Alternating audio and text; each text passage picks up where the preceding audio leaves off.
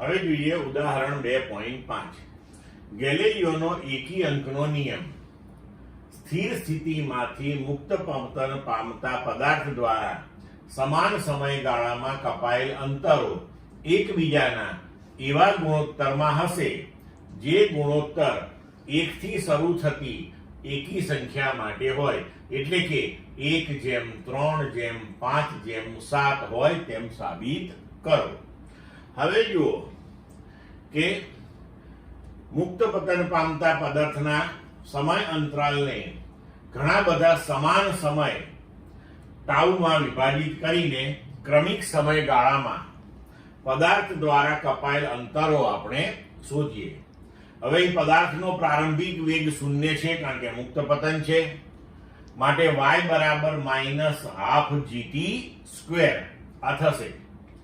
હવે આ સમીકરણનો ઉપયોગ કરીને આપણે જુદા જુદા સમયગાળા 0 થી ટાઉ, ટાઉ થી 2 ટાઉ થી 3 ટાઉ માં પદાર્થના સ્થાનની ગણતરીઓ કરીએ આપણે.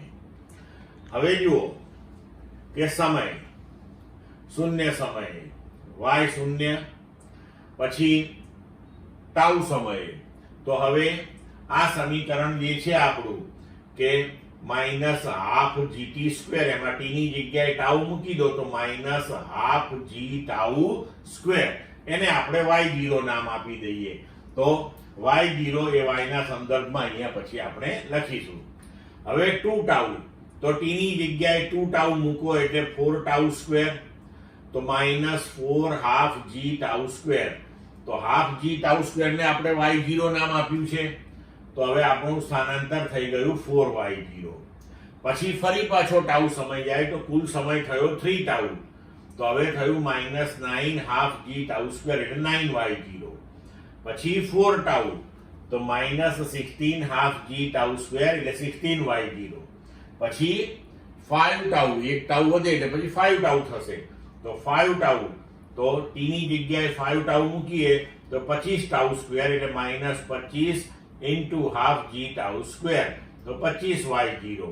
6 ટાઉ, તો -36.5g², તો 36y0. હવે ક્રમિક સમયગાળાની અંદર કપાયેલા અંતરો આપણે જોઈએ. બરોબર? તો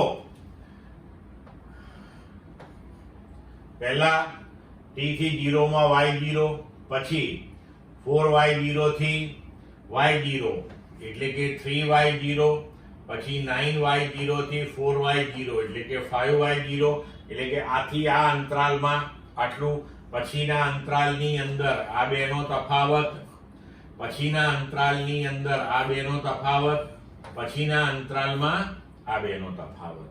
હવે જુઓ કે અહીં આપણે કપાયેલ અંતરોનો ગુણોત્તર લઈએ તો તમે જોઈ શકો છો કે 1:3:5:7:9:11 આવ્યો.